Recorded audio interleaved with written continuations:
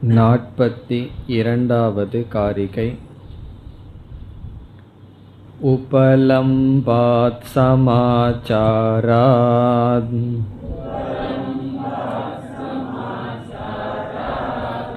அஸ்தி வஸ்துத்வவாதினாம்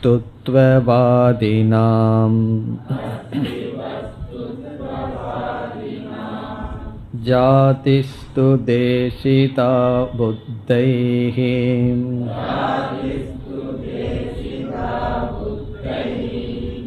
அஜாதே ஸ்த்ரஸதாம் சதாம்.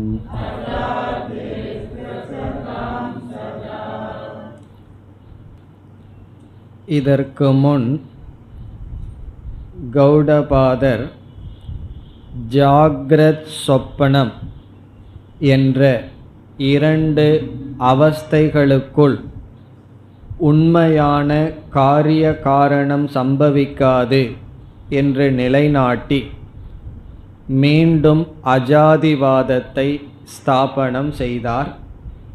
எதுவும் பிறக்கவில்லை, எதையும் காரணம் என்று சொல்ல முடியாது, எதையும் காரியம் என்று கூற முடியாது என்று நிலைநாட்டினார். பிறகு 42வது காரிகையிலிருந்து 46வது காரிகை வரை காரிய காரணம் நிலைநாட்ட முடியாது என்றால் ஏன் ஒவ்வொரு உபனிஷத்திலும் இந்த சிருஷ்டியானது பேசப்படுகிறது? பிறகு பிரம்மசூத்திரம் முதலிய நூல்களில் பிரம்மத்தினுடைய லக்ஷணமே ஜென்மாத்யஸ்ய யதக என்று சிருஷ்டியின் அடிப்படையில் தான் கூறப்படுகின்றது. பிறகு எந்த வேதாந்த நூல்களை எடுத்துக்கொண்டாலும் அங்கு பிரதானமாக படைப்பு பேசப்படுகிறது. இறுதியில் நேக நானாஸ்தி, இங்கு ஒன்றும் இல்லை என்று ஒரு வார்த்தையில் பேசப்பட்டிருந்தாலும் ஏன் உபனிஷத்துக்களிலும் வேதாந்த நூல்களிலும் சிருஷ்டியானது பேசப்படுகின்றது என்ற சந்தேகம் வரும்பொழுது அதற்கு பதில் 42லிருந்து 46வது காரிகை வரை கௌடபாதர் நமக்கு கொடுக்கின்றார். ஏன் சிருஷ்டி பேசப்படுகிறது? உண்மையில் அஜாதி, ஜென்மம் எதுவும் இல்லை என்பது நம்முடைய பரம சித்தாந்தம், நம்முடைய நிச்சயமான முடிவு, மேலான உண்மை. இருந்த போதிலும் இந்த உலகம் தோன்றியது, பிறகு ஜென்மங்கள், பாப புண்ணியங்கள், தர்மங்கள் இவைகளெல்லாம் ஏன் பேசப்படுகின்றது? அதற்கு இங்கு என்ன கூறுகின்றார்? நமக்கு பிரத்யக்ஷ பிரமாணத்தில் அதிக நம்பிக்கை இருக்கின்றது. பிரத்யக்ஷ பிரமாணம் என்றால் கண்கள் வழியாக, காதுகள் வழியாக இந்த உலகத்தை அனுபவித்து கொண்டிருக்கின்றோம். ஐம்புலங்கள் வழியாக உலகத்தை அனுபவிக்கின்றோம். இந்த இந்திரியங்கள் ஞானத்தை கொடுக்கும் கருவி, பிரத்யக்ஷ பிரமாணம் என்று சொல்கின்றோம். இந்த இந்திரியங்களை பயன்படுத்தி ஞானத்தை நாம் அடைந்து இந்த இந்திரியங்கள் அறிவை கொடுக்கும் கருவி என்று நமக்கு அசைக்க முடியாத ஸ்ரத்தை ஏற்பட்டு இருக்கின்றது.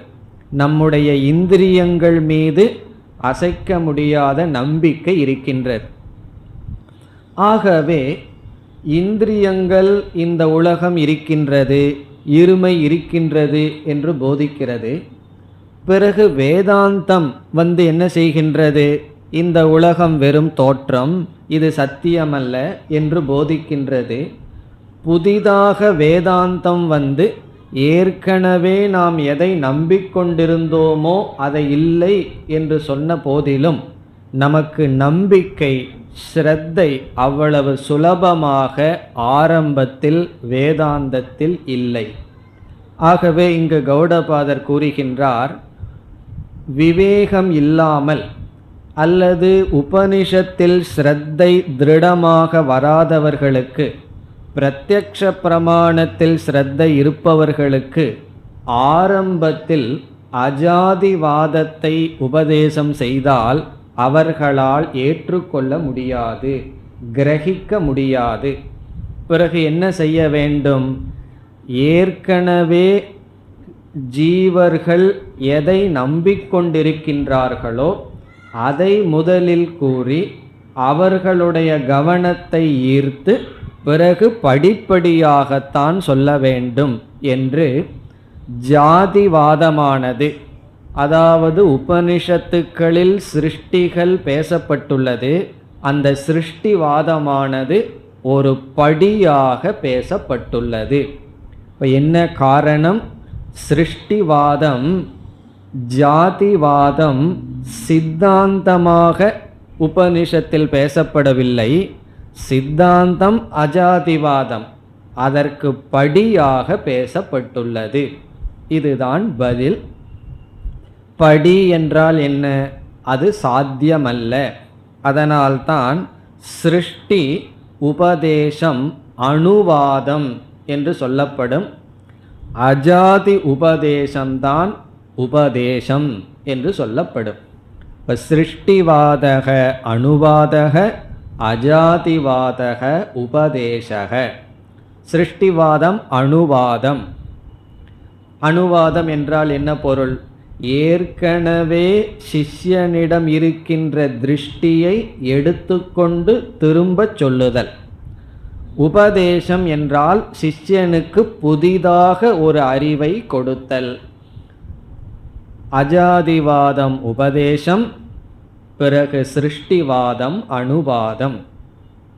பிறகு ஏன் அணுவாதம் செய்கின்றது என்றால், சிஷ்யனுடைய மனதில், ஜீவர்களாகிய நம்முடைய மனதில், நம்முடைய பிரத்யக்ஷ பிரமாணத்தில் விஸ்வாசம், நம்பிக்கை அதிகமாக இருக்கின்றது. பிறகு நம்முடைய மன வளர்ச்சி என்பது என்ன? நாம் ஆன்மீக வாழ்க்கையில் முன்னேறுகின்றோம் என்றால் எதில் முன்னேற்றம்? நம்முடைய ஸ்ரத்தையில் மாற்றம். எதிலிருந்து எதில் மாற்றுகின்றோம்? நம்முடைய பிரத்யக்ஷ பிரமாணத்தில் இருக்கின்ற ஸ்ரத்தையை எடுத்து வேதாந்த பிரமாணத்தில் வைத்தல் நம்முடைய மனோ வளர்ச்சியை குறிக்கின்றது. நாம் இதை அனுபவ ரீதியாக சிந்தித்தாலும், ஒருவர் மனதில் பக்குவமடைந்துள்ளார் என்பது எதை குறித்து இருக்கின்றது என்றால், எதில் ஸ்ரத்தை வைக்கின்றார் என்பதை குறித்து இருக்கின்றது. சத்வானுரூபோ சர்வஸ்ய ஸ்ரத்தா பவதி பாரத என்று பகவான் அவரவர்களுடைய மன வளர்ச்சிக்கு தகுந்தாற்போல் அவர்கள் ஸ்ரத்தை வைக்கின்றார்கள், நம்பிக்கை வைக்கிறார்கள். நம்முடைய மனம் மேலோங்கி சென்று கொண்டிருந்தால் நாம் மேலான இடத்தில் ஸ்ரத்தை வைப்போம், கீழான இடத்தில் ஸ்ரத்தை வைக்க மாட்டோம். பொய்யில் ஸ்ரத்தை வைக்க மாட்டோம், உண்மையில் தான் ஸ்ரத்தை வைப்போம். இப்பொழுது நம்முடைய ஸ்ரத்தையெல்லாம் நம்முடைய இந்திரியங்களில் இருக்கின்றது. அந்த ஸ்ரத்தையை எடுத்து வேதாந்தத்திற்குள் வைக்க வேண்டும்.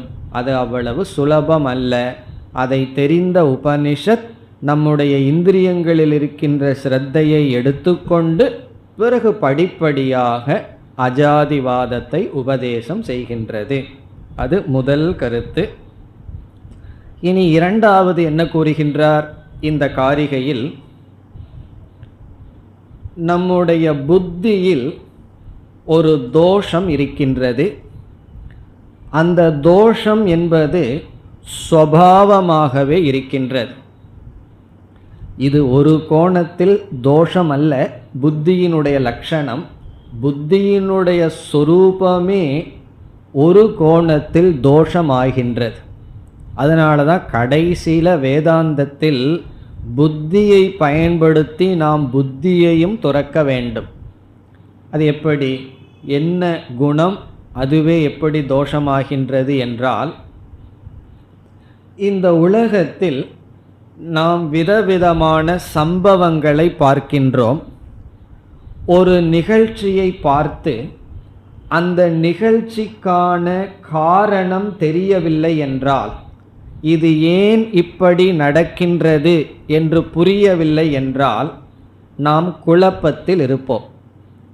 நீங்கள் எந்த நிகழ்ச்சியை வேண்டுமானாலும் உதாரணத்துக்கு எடுத்து கொள்ளலாம். ஒருவருடைய பிஹேவியர், ஒருவருடைய சொல், அல்லது ஏதோ ஒன்று நடக்கின்றது, அல்லது எந்த ஒரு விஞ்ஞானத்திலும், அது மேத்ஸ் ஆகலாம், ஃபிசிக்ஸ் ஆகலாம், கெமிஸ்ட்ரி ஆகலாம், ஒரு ரியாக்ஷன் நடக்குது. அதற்கு காரணம் தெரியவில்லை என்றால் அறிவு என்ன ஆகும்? அறிவு அமைதியை அடையாது, அறிவில் குழப்பம் இருக்கும். நாம் காரணத்தை கண்டுபிடித்து விட்டால் என்னாயிரும்? அறிவு அமைதியை அடைந்து விடும். அதனால தான் பல சமயத்தில் எனக்கு காரணம் தெரிஞ்சாகணும்னு நாம் ரகளையில் இருப்போம். காரணம் என்ன? காரண காரிய சம்பந்தத்தை புத்தி கிரகித்து விட்டால் புத்தி அமைதியை அடைந்து விடுகிறது.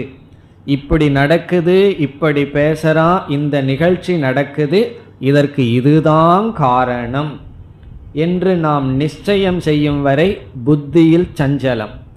இதுதான் காரணம்னு நிச்சயம் செய்துவிட்டால் புத்தியில் அமைதி. இதிலிருந்து என்ன தெரிகிறது?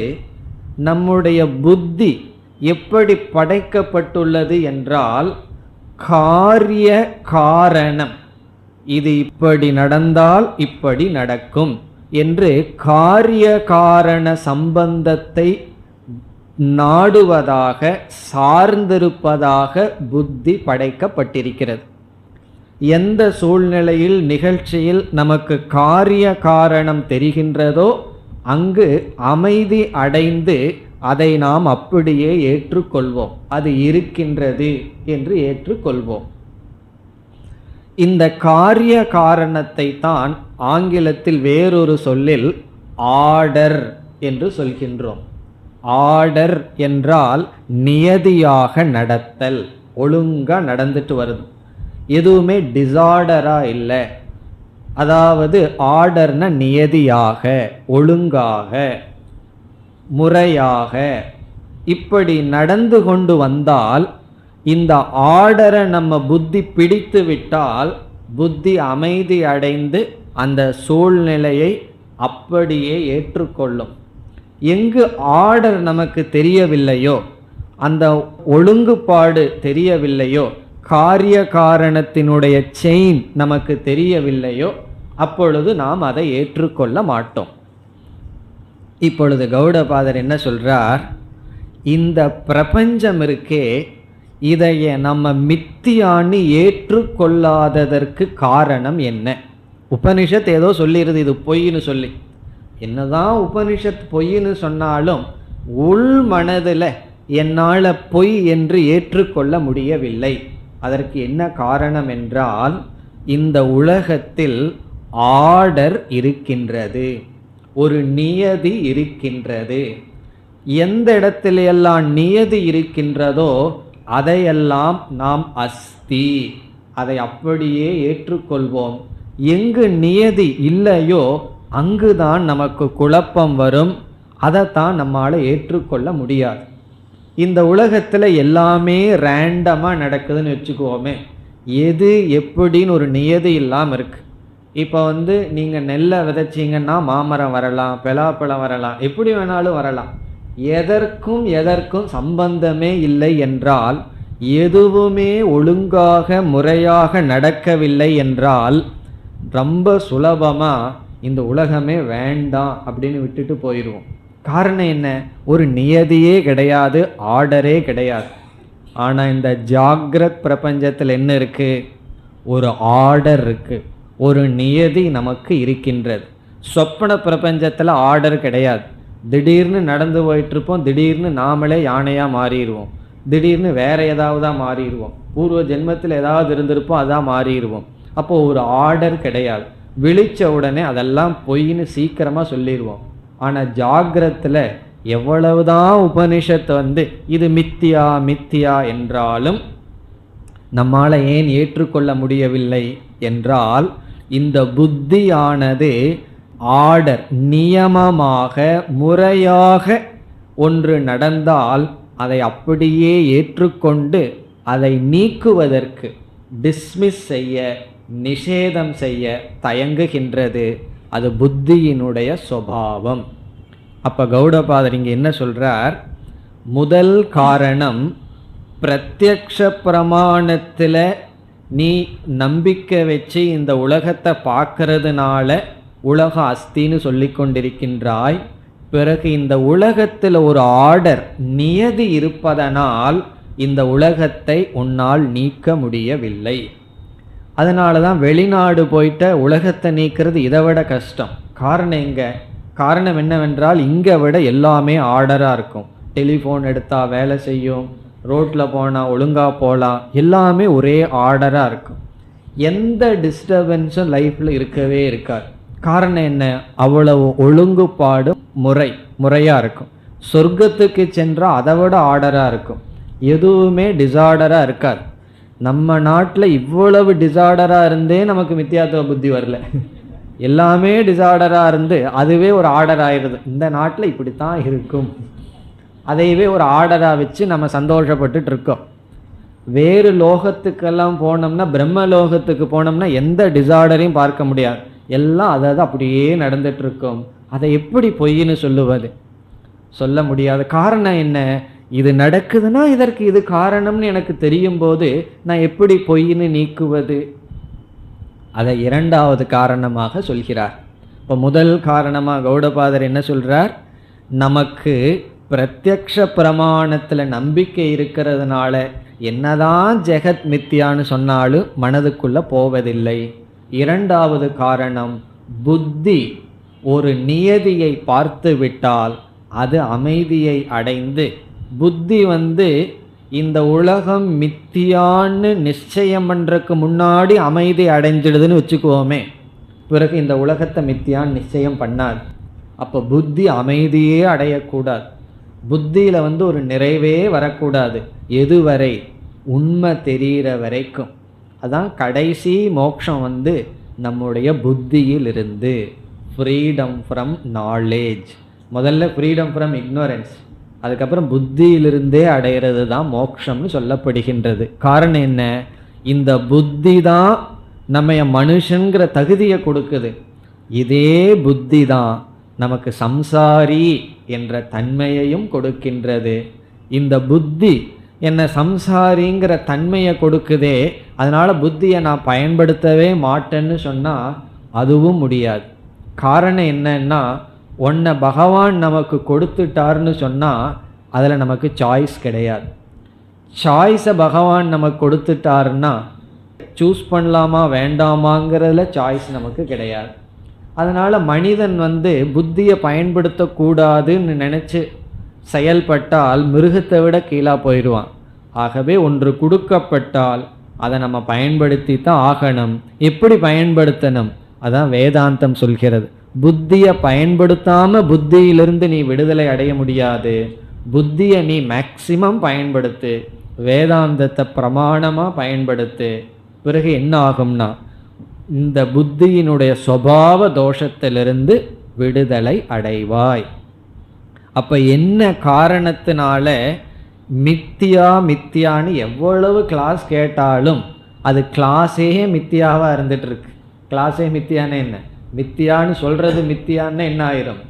அது சத்தியமாக ஆகி கொண்டிருக்கிறது. காரணம் என்ன என்றால், ஒன்று நாம் இந்த உலகத்தை பார்ப்பதனால், இரண்டாவது இந்த உலகத்தில் ஒரு நியதி இருப்பதனால், அந்த நியதியினால் புத்தி ஏற்றுக்கொள்வதனால் என்ன சொல்கின்றோம்? இந்த உலகம் இருக்கின்றது. இந்த கருத்து முதல் வரியில் வருகின்றது. இப்பொழுது முதல் வரியை பார்ப்போம். உபலம்பாத். உபலம்பாத் என்றால் பிரத்யக்ஷ பிரமாணத்தினால் அனுபவிக்கப்படுவதனால். உபலம்பக என்றால் அனுபவம். உபலம்பாத் அனுபவிக்கப்படுவதனால், பிரத்யக்ஷ பிரமாணத்தினால் அனுபவிக்கப்படுவதனால், இது ஒரு காரணம். இரண்டாவது ஹேது சமாச்சாராத். சமாச்சாரக என்றால் ஆர்டர். நியதி, ஒழுங்காக அல்லது முறையாக அனைத்தும் நடைபெற்று வருவதனால். எப்படி ஆர்டர்னு சொன்னாவே காரிய காரணம், இது காரியம் இது காரணம் என்கின்ற ஒரு முறையை அனுபவிப்பதனால், முறை இருப்பதனால். இப்ப சமாச்சாராத் என்றால் ஆர்டர்லி பிஹேவியர் இருப்பதனால். எல்லாமே ஒரே ஆர்டரை, எந்த டிஸ்டர்பன்ஸ் இல்லாமல் இருக்கு. அதனால தான் ஒருவர் எந்த டிஸ்டர்பன்ஸும் வாழ்க்கையில் இல்லாமல் முறையாக சந்தோஷமாக இருந்துட்டு இருக்கார். திடீர்னு கீதையோ உபனிஷத் வகுப்புக்கு போனார்னா எல்லாத்துக்கும் ஒரே ஆச்சரியம். என்னாச்சு உனக்கு, நல்லா தானே இருந்த, எல்லாமே கரெக்டாக இருந்துகிட்ருக்கே, எல்லாமே நல்லா இருக்கும்போது எதுக்கு வேதாந்தத்துக்கு போகிறேன்னு கேட்பார்கள். இப்போ வேதாந்தத்துக்கு வரணும்னா ஏதோன்னு நல்லா இருக்கக்கூடாது, அல்லது எல்லாமே நல்லா இருக்கக்கூடாது, ஏதாவது அப்செட் ஆகணும். எல்லாமே அந்த செட்டப் கரெக்டாக இருக்கிற வரைக்கும் யாருக்குமே தத்துவ விசாரத்துக்கு வரக்கூடாதுங்கிற புத்தி இருக்கு. இது லௌகிகத்தில் நம்ம அனுபவிக்கிறது. அதைத்தான் இங்கே கௌடபாதர் டெக்னிக்கலாக நமக்கு சொல்கிறார். நம்முடைய செட்டப் எல்லாம் அப்செட் ஆகாமல் இருக்கிற வரைக்கும் நமக்கு கொஸ்டினே வராது, இது உண்மையா பொய்யா. ஒருவர் நம்மகிட்ட நல்லா பழகிட்டு இருக்கார், எந்த தவறும் இல்லை, பிறகு அவர் மீது சந்தேகம் வருமா? ஏதாவது ஒரு மாற்றம் நடக்கும்போது தான் பிறகு அந்த அஸ்தித்துவம், அதனுடைய இருப்பிலையெல்லாம் நம்ம புத்தி கொஸ்டின் பண்ண ஆரம்பிக்கும், கேள்வி கேட்க ஆரம்பிக்கும். இப்போ சமாச்சாராத் என்றால் முறையாக நடைபெற்று வருவதனால். புத்தி எது முறையாக நடைபெற்றுட்டு இருக்கோ அதை இருக்கு அப்படின்னு அதில் ஒரு கேள்வியும் கேட்காது, சந்தேகப்படாது. இப்போ சமாச்சாராத்துங்கிறதுல இன்னொரு கருத்து மறைஞ்சிருக்கு.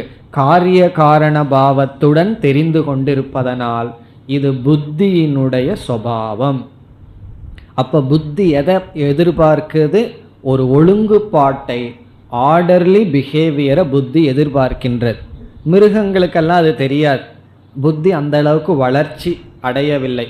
இது நியதிப்படி நடக்கின்றது அப்படிங்கிற ரிசர்ச் எல்லாம் மிருகங்கள் பண்ணாது. நம்மளால தான் பண்ண முடியும். காரணம் என்ன? நமக்கு தான் இது எஃபெக்ட், இது காஸ், இது காரியம், இது காரணம்ங்கிற அந்த ஆர்டரை நம்மால் தான் பார்க்க முடியும். இந்த உலகம் ஒரு நியதியோடு நடந்து வருகிறது. அதனால் அப்போ ரெண்டு காரியம் ரெண்டு கேது சொல்லியிருக்கார். உபலம்பாத், பிரத்யக்ஷ பிரமாணத்தில் நம்ம பார்க்கிறதுனாலையும், சமாச்சாராத் முறையாக அனைத்தும் நடைபெற்று வருவதனால், அஸ்தி வஸ்துத்துவ வாதினாம்.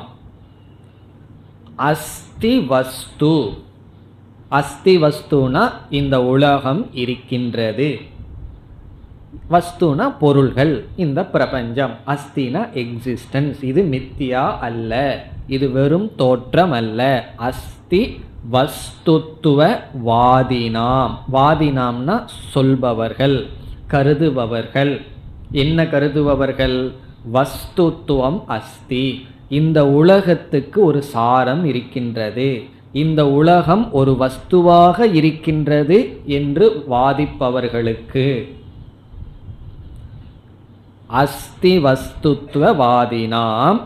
அதாவது எப்படி இந்த காரிகை அமைச்சிருக்கார், நாம் அனுபவிக்கிறதுனாலையும் முறையாக நடைபெற்று வருகின்ற காரணத்தினாலையும் உலகம் இருக்கின்றது என்று கருதி கொண்டிருப்பவர்களுக்கு இந்த சிருஷ்டியானது உபனிஷத்துக்களினால் பேசப்பட்டுள்ளது. ஏன்னா அவர்களிடத்துல போய் எடுத்தவுடன் ஒரு சிருஷ்டியும் கிடையாது, ஒன்றும் இல்லைன்னு சொல்ல முடியாது. காரணம் என்ன? இப்படியெல்லாம் அவங்க காரணம் சொல்லி இருக்கிறார்கள். நான் பிரத்யக்ஷில் பார்த்துட்ருக்கேன், எல்லாமே ஒழுங்காக நடந்துட்டுருக்கு. இப்படி இருக்கும் பொழுது எப்படி நீ போய் அனைத்தும் மித்தியான்னு சொல்ல முடியும் என்று எண்ணிக்கொண்டு வருபவர்களுக்கு இந்த ஜாதி அல்லது சிருஷ்டியானது உபதேசிக்கப்பட்டது. உண்மையில் சிருஷ்டி கிடையாது தான். அதை தான் சொல்ல போகிறார். இப்போ முதல் வரியை மீண்டும் பார்த்தால், அஸ்தி வஸ்துத்வவாதினாம், இந்த உலகம் இருக்கின்றது என்கின்ற வாதிகளுக்கு. பிறகு அவர்கள் எதன் அடிப்படையில் உலகம் இருக்கின்றது என்று சொல்கிறார்கள்? அதைத்தான் முதல் இரண்டு சொல்லில் கூறினார். உபலம்பாத் சமாச்சாராத், அனுபவிக்கிறதுனாலையும் எல்லாமே ஒரு நியதியாக இருப்பதனாலும் முறையாக இருப்பதனாலும் இந்த உலகம் இருக்கின்றது என்று யார் கருதுகிறார்களோ அவர்களுக்கு இரண்டாவது வரியில் ஜாதிஹி தேசிதா புத்தைஹி, ஜாதிஹி பிறப்பானது, தேசிதா உபதேசிக்கப்பட்டுள்ளது, தேசிதான்னா டாட், உபதேசிக்கப்பட்டுள்ளது. ஜாதிஹி என்றால் சிருஷ்டி பிறப்பு. இப்போ இதுவரைக்கும் நம்ம அஜாதியையே பேசிட்டு இருந்தோம். பிறகு ஏன் ஜாதிய உபனிஷத் பேசுகிறது? அதற்கு காரணம் சொல்றார். இப்படிப்பட்டவர்களுக்கு, இப்படிப்பட்ட காரணத்தினால் இப்படிப்பட்ட கொள்கையை உடையவர்களுக்கு ஜாதிஹி தேசிதா. யாரால்? புத்தைஹி, புத்தைஹினா அத்வைதவாதிபிகி, ஞானிகளினால். இங்கு புத்தக என்றால் ஞானி, புத்தைஹி என்றால் ஞானிகளினால். இந்த ஞானிகள் எப்படிப்பட்டவர்கள்? அத்வைதவாதிபிகி, அத்வைதவாதத்தை பேசுபவர்களால், அல்லது அஜாதிவாதிபிகி. அது நல்லா இருக்கும். அஜாதிவாதிபிகி ஜாதிஹி தேசிதா, பிறப்பில்லை என்று சொல்பவர்களால் பிறப்பு உபதேசிக்கப்பட்டுள்ளது. இப்போ முரண்பாடு தெளிவாக தெரியுது. அஜாதிவாதிபிகி ஜாதிஹி தேசிதா. யாருக்கு? அஸ்தி வஸ்துத்வவாதினா, வஸ்து இருக்கு அப்படின்னு நினைத்து கொண்டிருப்பவர்களுக்கு. அஜாதிவாதத்தை பேசுபவர்கள் ஜாதிவாதத்தை உபதேசம் செய்தார்கள், ஆரம்பத்தில் ஒரு படியை போல. பிறகு மீண்டும் ஒரு காரணத்தை சொல்றார். என்ன காரணம்? ஜாதி உபதேசத்துக்கு இனி ஒரு காரணம் சொல்றார். முதல் காரணம் என்ன? பிரத்யக்ஷ பிரமாணத்தில் நமக்கு நம்பிக்கை இருக்கு. இரண்டாவது காரணம், புத்தி நியமமாக நடக்கிறதுல சந்தேகப்படாமல் அதை அப்படியே ஏற்றுக்கொள்ளும். பிறகு ஜாதிவாதத்தை சொல்றதுக்கு இனி ஒரு காரணம் அடுத்த பகுதியில் சொல்றார். அஜாதிவாதத்தை கண்டு அனைவரும் ஆரம்பத்தில் பயப்படுகிறார்கள். அதை காரணமாக சொல்றார். அஜாதிவாதம் பயத்தை கொடுக்கின்றது. அவன் பயந்துட்டு இருக்கான். ஏற்கனவே பயந்துட்டு இருக்கிறவனை போய் அதையே சொன்ன என்ன ஆகும்? அதிகமாக பயம் கொள்ளுவான். ஆகவே அஜாதிவாதத்தை கண்டு பயம் கொள்கிறார்கள் அனைத்து ஜீவர்களும் ஆரம்பத்தில். நம்ம போன வகுப்பில் பார்த்தோம், அஜாதிவாதம் பலருக்கு அஜீர்ணம்னு பார்த்தோம்.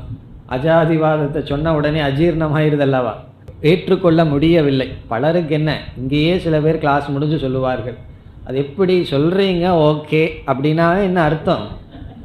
அது ஒரு சொரத்திலேயே நாங்கள் ஏற்றுக்கொள்ளவில்லை, அப்படியே ஏற்றுக்கொண்டாலும் சொல்கிறீர்கள்னு ஏற்றுக்கொள்கிறோம், எங்களுக்குள் ஏற்றுக்கொள்ளவில்லைன்னு சொல்கிறோம். நான் அக்செப்டன்ஸ். இங்கே இனி ஒரு நல்ல காரணம் சொல்கிறார் கௌடபாதர். இந்த அஜாதிவாதத்தை கேட்கறதுக்கே சில பேர்த்துக்கு பயம் அப்படின்னு சொல்கிறார். இதனுடைய பொருள் என்னவென்றால் ஆத்மநாச பயம் என்று சொல்லப்படுகிறது. பயம்னா எதிலிருந்து பயம்? ஆத்மநாசக, தானே இல்லாமல் போகிவிடுவேன் என்று பயம். ஆத்மநாச பயம்னா தன்னுடைய எக்ஸிஸ்டன்ஸே இல்லாமல் போயிரும்னு பயமா. அதனால தான் அத்வைதத்தை கண்டு எல்லோரும் பயம் கொள்கிறார்கள், அஜாதியை கண்டு பயம் கொள்கிறார்கள். என்ன காரணம்னா நானே இல்லாமல் போயிடுவனோ அப்படின்னு ஒரு பயமா. ஆத்மநாச பயாத். அது எப்படி என்றால், இந்த அஜாதிவாதத்தில் நம்ம என்ன சொல்கிறோம்? எதுவுமே பிறக்கவில்லை, பார்க்கின்ற உன்னை தவிர. சித்தம்னு சொல்லி நம்ம படிச்சிருக்கோம். சித்தம்னா சைத்தன்யம். சைத்தன்யமாக இருக்கின்ற உன்னை தவிர வேறு யாருமே இல்லை, இரண்டாவது பொருள் இல்லை அப்படிங்கிற அறிவை புத்திக்கு கொடுக்குறோம். இந்த புத்திக்கு யாரோ ஒருவருடன் ரிலேஷன்ஷிப், உறவு வச்சே பழகி கொண்டு இருக்கின்றது. யாருமே இல்லை, நீ ஒருத்தந்தான் இருக்கின்றாய்னு ஒரு அறிவை புத்திக்கு கொடுத்த உடனே யாரும் இல்லை, ரிலேஷன்ஷிப்பே இல்லை என்றவுடன் முதலில் அந்த புத்திக்கு பயம் வருகின்றது. ரெண்டாவது ஆள் இருந்தா தான் பயந்துக்கணும். காரணம் என்ன?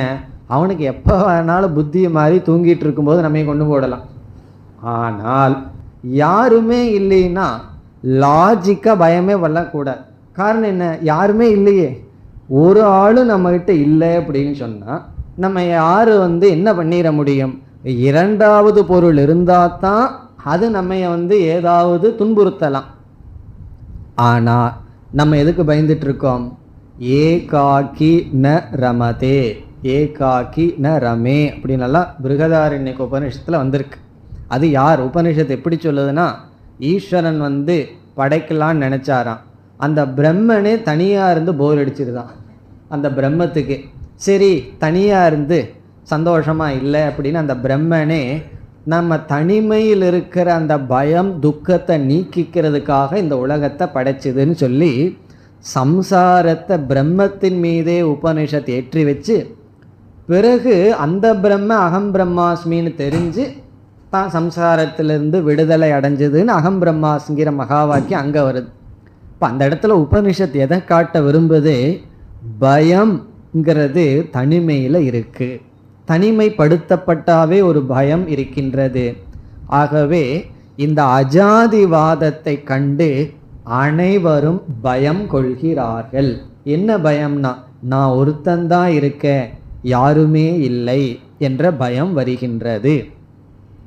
பிறகு இந்த பயம் எப்படி உண்மையிலேயே போகும் என்றால், நான் ஒருத்தந்தான் இருக்கேன், யாருமே இல்லை. அந்த யாருமே இல்லைங்கிறத கொஞ்சம் கொஸ்டின் பண்ணணும். யாருமே இல்லைன்னா எதுக்கு யாருமே இல்லைன்னு பயந்துக்கணும்? உண்மையிலேயே யாருமே இல்லை அப்படின்னா யாருமே இல்லை தான். ஆகவே நான் ஒருத்தந்தான் இருக்கேன்னா நான் ஒருத்தனே இருக்கின்றேன், அந்த ஒருத்தன் பூர்ணமாக இருக்கேன், எனக்கு யாரும் வேண்டாம். அல்லது எதெல்லாம் இருமையாக இருக்கிறதுன்னு நினைச்சனோ அதுவாகவே நான் இருக்கின்றேன். இப்போ இந்த உலகத்தில் எத்தனை ஜீவராசிகள் இருக்கோ அத்தனை ஜீவராசிகளாகவும் நான் தான் இருக்கேன். அப்படி நினச்சிட்டு இருந்தேன்னு வச்சுக்குவோமே, நம்ம ஒரு ரூமில் உட்கார்ந்துட்டு இருக்கோம், ஒரு பெரிய பாம்பு வருது, நமக்கு என்ன புத்தி வந்துடுது? அதுவும் நான் தான், இதுவும் நான் தான் புத்தி வந்துடுதுன்னு வச்சு, வருதோ இல்லையோ வேற பிரச்சனை, வந்துடுதுன்னு வச்சுட்டா பயம் வருமா? எப்போ பயம் வரும்? அந்த ஜீவன் வேறு, இந்த ஜீவன் வேறு. அந்த ஜீவன்கிறது எதை குறிக்கிறது? சரீரத்தை குறிக்கின்றது. ஆகவே இரண்டற்றது என்ற அறிவை புத்திக்கு போகும் பொழுது உடனே என்ன ஏற்படுகின்றதாம்? ஆத்மநாசம், தான் அழிந்து விடுவோம் என்ற பயம் வருகின்றதாம். அப்படி பயந்து கொண்டு இருப்பவர்களுக்கு உபனிஷத் அஜாதின்னு சொன்னால் மீண்டும் பயத்தை விட்டுற மாதிரி இருக்கும். ஆகவே பயந்து கொண்டு இருப்பவர்களுக்கு பயத்தை நீக்குவதற்காக ஜாதியை உபதேசம் செய்கின்றது. நம்ம வாழ்க்கையில் ஒரு பெரிய ரகசியம் என்னவென்றால், எது அனர்த்தமோ அது நமக்கு வேணும்னு அழுதுட்டு ரகலை பண்ணிட்டு இருக்கோம். எது நமக்கு சங்கடத்தையும் சம்சாரத்தையும் கஷ்டத்தையும் கொடுக்குமோ அதுதான் வேணும்னு நம்ம என்ன பண்ணுறோம்? ரொம்ப பிடிவாதமாக இருக்கோம். உபனிஷத் பார்த்தது, இவனுக்கு எதை கொடுத்தா கஷ்டமோ அது வேணும்னு ரொம்ப கஷ்டப்பட்டுட்டு இருக்கான். அப்போ என்ன பண்ணலான்னா, கொஞ்சம் கஷ்டம் கொடுக்கணுன்னு என்ன பண்ணுறது? கொடுத்துருவோம். அப்போ அழுகாட்சியாக நிற்கும். என்ன பண்ணலாம்? இவனுக்கு இந்த துவைதத்தை கொடுத்துடலாம். அத்வைதத்தை பார்த்து அழுதுட்டுருக்கான், ரொம்ப அழுதுட்டுருக்கா, கொஞ்சம் விட்டால் மயங்கி செத்துருவான். அதனால் என்ன பண்ணலாம்? சரி, துவைதத்தை கொடுத்தா கொஞ்சம்தான் கஷ்டம்னு சொல்லி துவைதத்தை கொடுக்கின்றது. பிறகு அதில் கஷ்டப்பட்டோன்னே மறுபடியும் அழுவான். பிறகு அத்வைதம் கடைசியில் வரும். அதுக்கப்புறம் அழுக மாட்டான். காரணம் என்ன? ஏற்கனவே துவைதத்தை வாங்கி நல்லா கஷ்டப்பட்டு பிறகு அத்வைதத்துக்கு வந்துள்ளோம். அதனால் அதை கடைசி பகுதியில் சொல்கிறார்.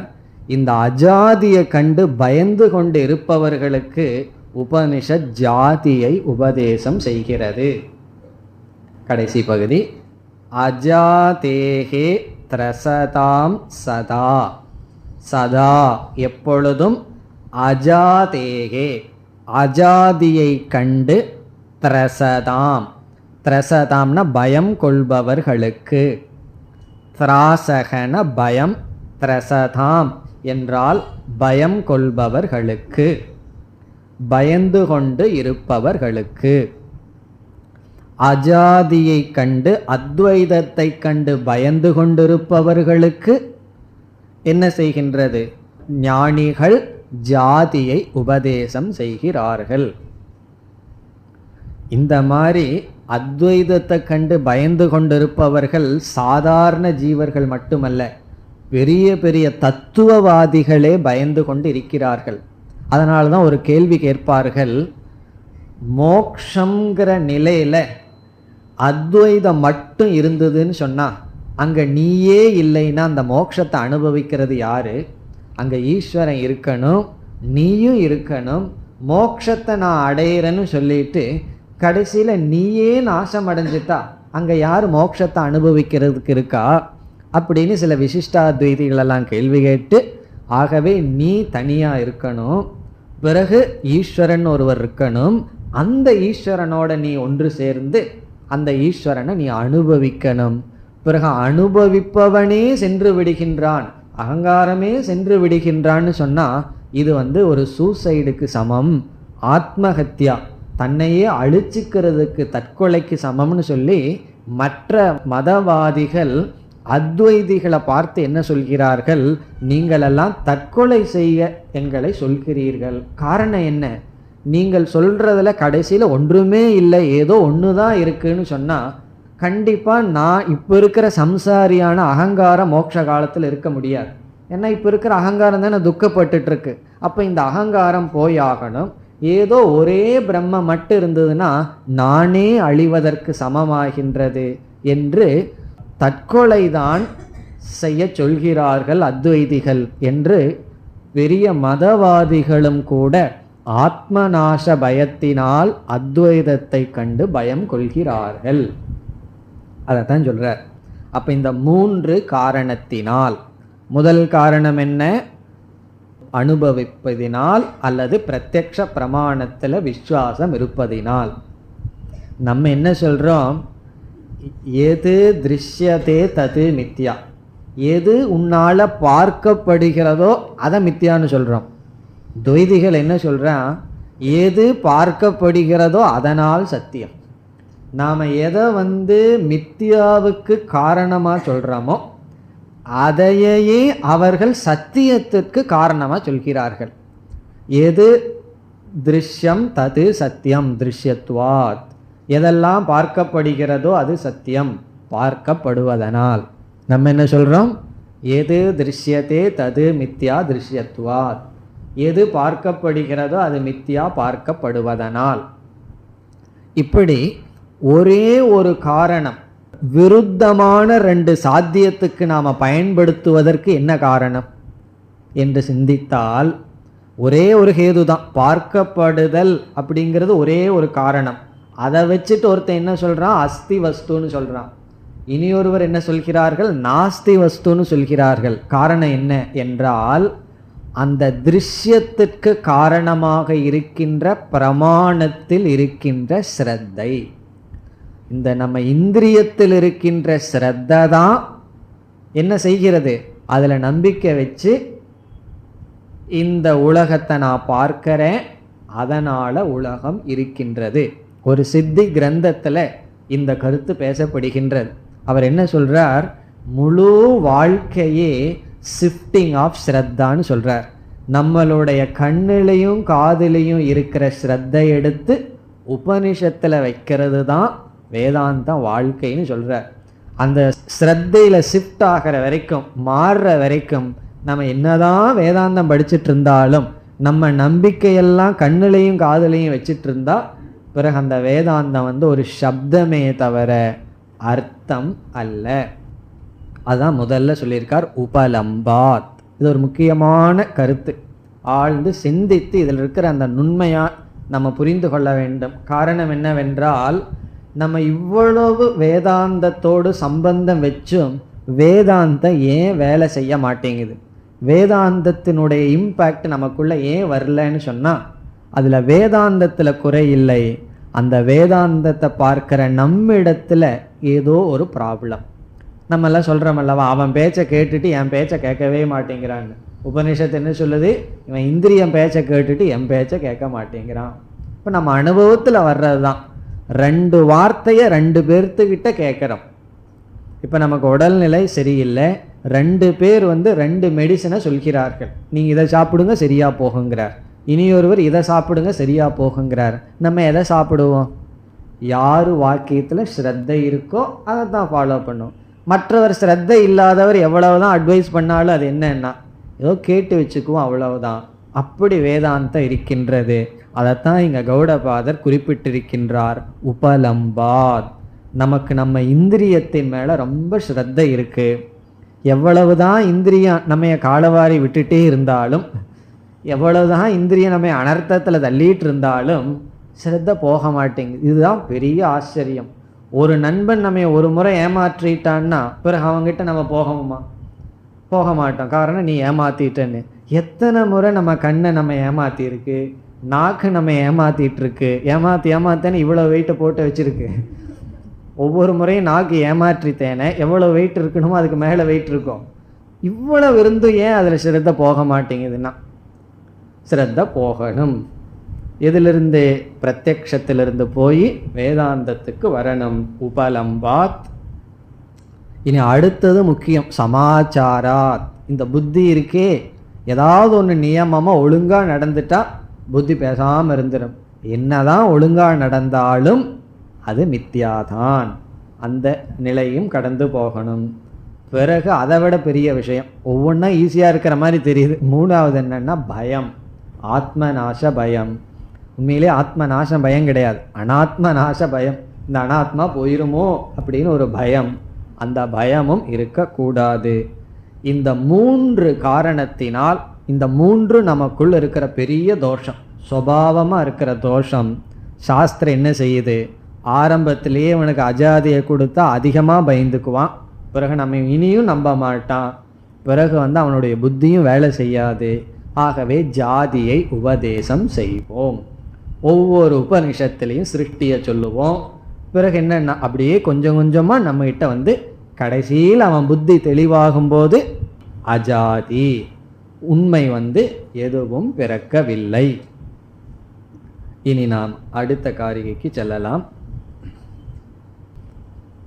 அஜாதே ஸ்த்ரசதாம் தேஷாம்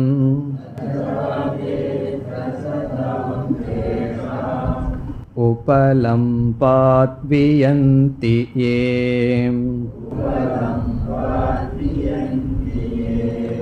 ஜாதி தோஷா ந சேத்ஸ்யந்தி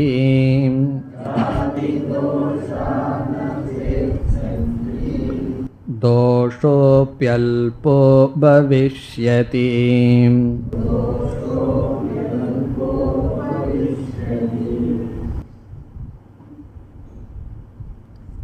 இந்த காரிகையிலும் கௌடபாதர் ஒரு நுண்ணியமான கருத்தை நமக்கு குறிப்பிடுகின்றார். இங்கு என்ன சொல்கின்றார், மீண்டும் பிரத்யக்ஷ பிரமாணத்தில் ஸ்ரத்தை அதிகமாக இருக்கின்ற காரணத்தினால் எவர்கள் அஜாதிவாதத்துக்கு முரண்பாடாக பேசுகிறார்களோ, பிறகு பயம் கொண்டிருக்கின்றார்களோ, அவர்களுக்கு ஜாதிவாதமானது உபதேசிக்கப்படுகிறது. முதல் வரியில் சொல்கின்ற கருத்து ஏற்கனவே கூறிய கருத்து தான். ஆகவே அதை இப்பொழுது பார்க்கலாம். அஜாதேஹே த்ரசதாம் தேஷாம். அஜாதிவாதத்தை கண்டு த்ரசதாம் பயந்து கொண்டிருக்கின்ற தேஷாம் அவர்களுக்கு, இப்போ பயத்தை குறிப்பிடுகிறார்.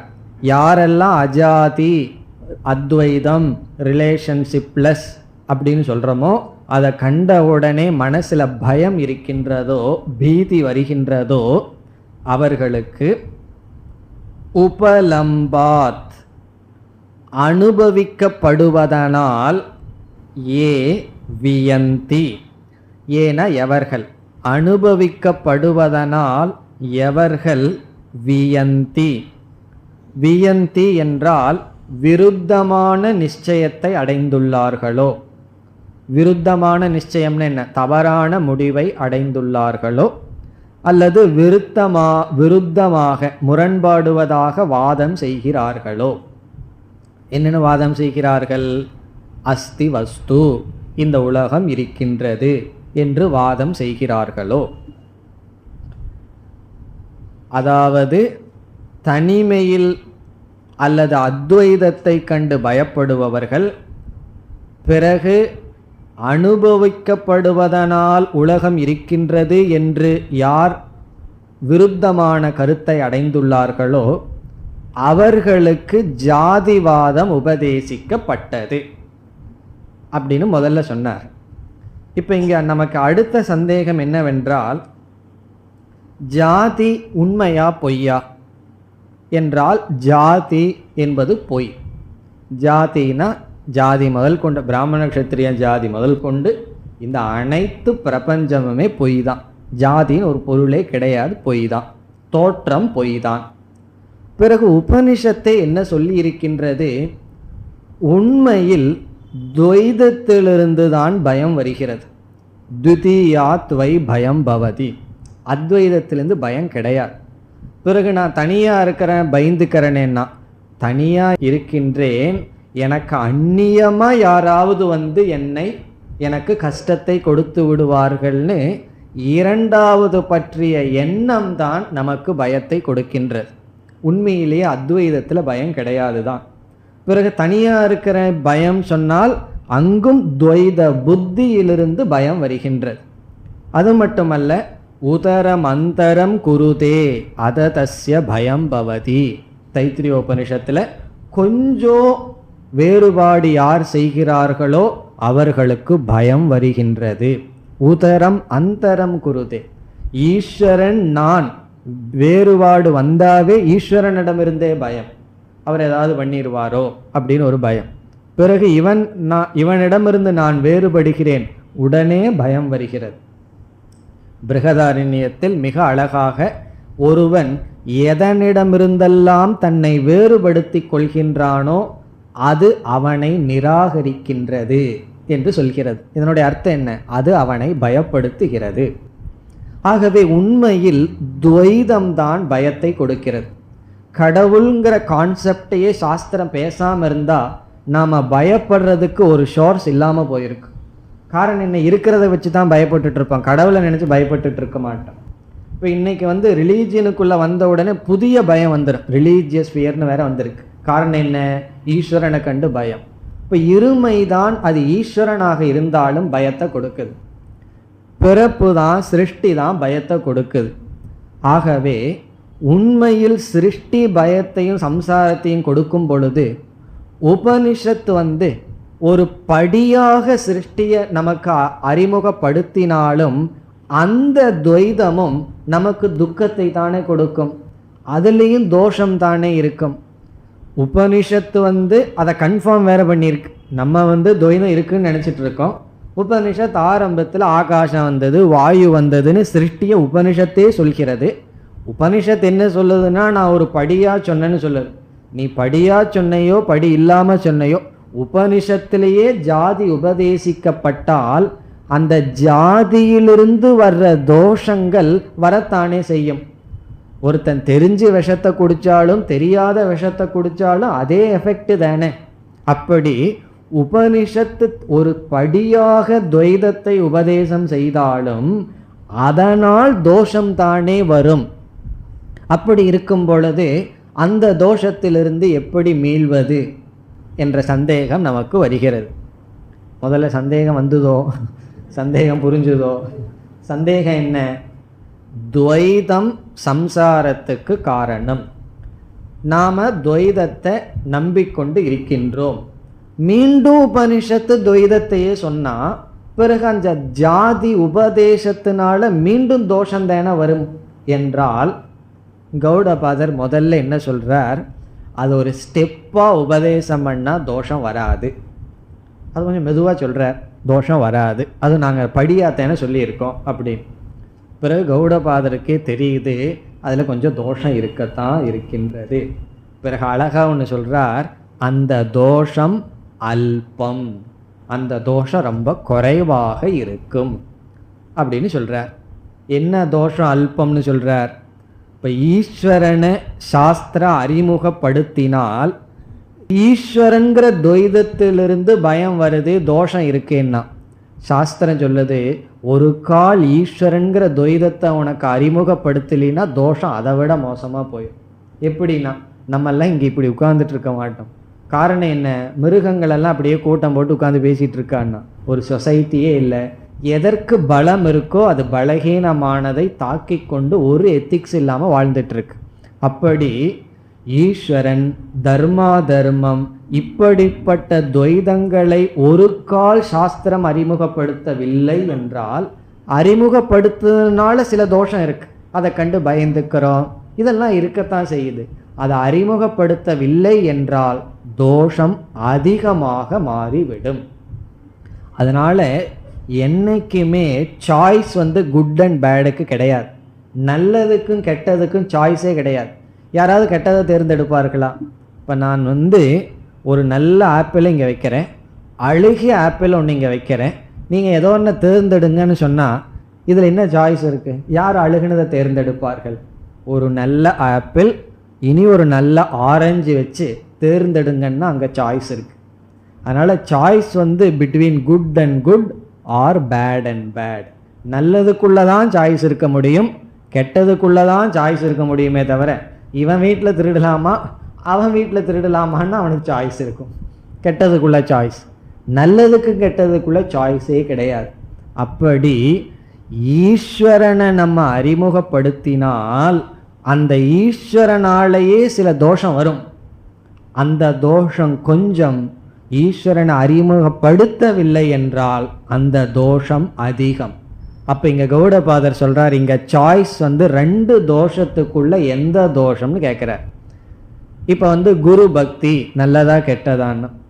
குரு பக்தினா இவன் எல்லா விதமான பற்றையும் விட்டுட்டு வாழ்னு சிஷ்யங்கிட்ட சொல்லிட்டு அவன் அம்மா அப்பா அண்ணன் தம்பி எல்லாத்தையும் விட்டுட்டு வந்திருக்கான். குரு என்ன சொல்கிறார்?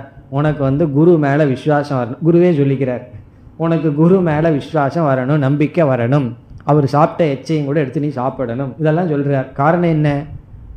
அப்போ இவனுக்கு குரு மேலே பக்தி வர்றதும் ஒரு அட்டாச்மெண்ட்டு தானேன்னா அதில் தோஷம் இருக்கத்தான் செய்யுது. குருவுக்கு தெரியும் குரு பக்தியிலையும் கூட தோஷம் இருக்கத்தான் செய்யும். ஒரு கால் பக்தி இல்லைன்னு வச்சுக்கோமே, குரு வாக்கியத்தை நம்பி இவன் காது கொடுத்து கேட்பானா? ஆகவே அது பயமாக. அதே போல் கில்ட், நம்ம மனசில் குற்ற உணர்வு இருக்கிறது நல்லதா கெட்டதானா? குற்ற உணர்வு நல்லதல்ல. ஒரு கால் குற்ற உணர்வு வல்லை என்றால் என்ன ஆகும்னா, இன்னைக்கு இத்தனை பேர் ஜெயிலில் ஏன் இருக்காங்கன்னா அந்த நேரத்தில் அவங்களுக்கு குற்ற உணர்வு வராத காரணம். குற்ற உணர்வு வராத காரணம் அந்த நேரத்தில் அவங்களுக்கு வராமல் போயிடுது. அப்போ குற்ற உணர்வு அந்த நேரத்தில் வந்திருந்தா பெரிய தோஷத்துக்குள்ள அவர்கள் இருக்க மாட்டார்கள். அந்த குற்ற உணர்வுங்கிறது கஷ்டத்தை கொடுக்குது, சிறிய தோஷம். ஆகவே சாஸ்திரம் துவைதத்தை அறிமுகப்படுத்துது, ரிலீஜியனை அறிமுகப்படுத்துது, தர்மா தர்மங்களை பற்றி எல்லாம் பேசுது, நல்லது கெட்டதுன்னு பேசுது. இதைத்தான் ஆங்கிலத்தில் கண்டிஷனிங் அப்படின்னு சொல்வார்கள். கண்டிஷனிங்னு சொன்னால் நம்மையே ஒரு வேலி போடுற மாதிரி. அது நம்மளுடைய வளர்ச்சியை தடை பண்ணுமா பண்ணாதான்னா தடை பண்ணத்தான் பண்ணும். இந்த சிறிய செடிக்கு வேலி போடாமல் இருந்தோம்னு சொன்னால் என்ன ஆகும்னா, இப்போ இந்த வேலி போடுறதுனால சில தடைகள் வரும், சில தோஷங்கள் வரும். வேலி போடாததுனால வர்ற தோஷம் என்னன்னா அது அதிகமான தோஷம். ஆகவே இங்கே கௌடபாதர் சொல்றார், இந்த ஜாதி தோஷங்கள் ஒரு கோணத்தில் வராது தான், ஒரு கோணத்தில் இல்லைன்னே சொல்லலாம். சில மெடிசனுக்கு சைடு எஃபெக்டே இல்லைன்னு சொல்லுவார்கள். அதுக்கு எஃபெக்டே இருக்கான்னு கேட்கலாம். சம்டைம் எஃபெக்ட் இருக்காது, சைடு எஃபெக்ட் இருக்காது. சில மெடிசனுக்கு எஃபெக்ட் இருக்கும், சைடு எஃபெக்ட் இல்லை, இதை போட்டுக்கோ, நோய் இருந்தால் போகும், இல்லைன்னா ஒன்றும் ஆகாதுன்னு சொல்லுவார்கள். பல மெடிசனுக்கு சைடு எஃபெக்ட் இருக்கும். அந்த சைடு எஃபெக்ட்டுங்கிறது அல்பமான தோஷம். சைடு எஃபெக்ட் இருக்குன்னு மெடிசனே சாப்பிடலின்னா என்ன ஆகிறது? அந்த தோஷம் அதிகம். அப்ப ரெண்டாவது வரியில் என்ன சொல்றார்? இந்த ஜாதி தோஷங்கள் ஒரு கோணத்துல வராதுதான். தெரிஞ்சே உபனிஷத் இருமைகளை, தர்மங்களை, சில நியமங்களை எத்தனையோ அறிமுகப்படுத்துகிறது. அதே போல நம்ம கல்ச்சர்ல எத்தனையோ சில கண்டிஷனிங் இருக்கு. இப்படி பண்ணு, அப்படி பண்ணு, நமஸ்காரம் பண்ணு, குரு பக்திவை, எத்தனையோ கண்டிஷன் எல்லாம் இருக்கு. இவைகளெல்லாம் உண்மையிலேயே துவைதம்தான். இவைகள் இடத்துல குறைகள் இருக்கத்தான் செய்கின்றது. ஆனால் இந்த கண்டிஷனிங் இல்லை என்றால் அப்படிப்பட்ட மாணவனுக்கு அல்லது சிஷ்யனுக்கு வருகின்ற தோஷம் அதிகம். இப்போ தோஷம் அல்பந்தான். இது என்ன கேள்விக்கு பதில் என்றால், என்ன சந்தேகத்துக்கு பதில்? ஜாதி அல்லது துவைதம் துக்கத்தை கொடுக்குது. ஏற்கனவே துவைதம் துக்கத்தை கொடுத்துட்டு இருக்கும்போது சாஸ்திரம் எதற்கு அதை சொல்லணும்? எடுத்துடனே இல்லைன்னு தானே சொல்லிட்டு போகணும். ஒரு படியாக எதற்கு சொல்லணும்? படியா சொன்னாலும் எப்படி சொல்லாட்டியும் துவைதம் துக்கம்தானே. பிறகு எதற்கு ஈஸ்வரன் இரண்டாவது துவைதத்தை அறிமுகப்படுத்தணும்? பேசாம உலகம் நான் 2 துவைதத்தில் இருந்துட்டு போலாமே. தர்மா தர்மம்ங்கிற துவைதமெல்லாம் எதற்கு என்றால், இப்படிப்பட்ட துவைதங்களை அறிமுகப்படுத்தவில்லை என்றால் வருகின்ற தோஷம் அதிகம். இப்படிப்பட்ட துவைதங்கள்ல தோஷம் இருக்கு. அது ஏதோ மெடிசன்ல இருக்கிற சைடு எஃபெக்ட் போல. பிறகு என்னன்னா, சாஸ்திரம் கடைசியில் அந்த சைடு எஃபெக்ட்ல இருந்து நம்ம நிவர்த்தி செய்யும். எப்படின்னா, ஞானத்தை அடைஞ்சிட்டா உனக்கு ஒரு நியதியும் கிடையாது, ஒரு விதியும் கிடையாது, ஒரு நிஷேதமும் இல்லை. இதை 2வது வரியில சொல்றார். அடுத்த வகுப்பில் பார்ப்போம். ஓம் பூர்ணமத பூர்ணமிதம் பூர்ணாத் பூர்ணமுதச்யதே பூர்ணஸ்ய பூர்ணமாதாய பூர்ணமேவாவசிஷ்யதே. ஓம் சாந்தி சாந்தி சாந்தி.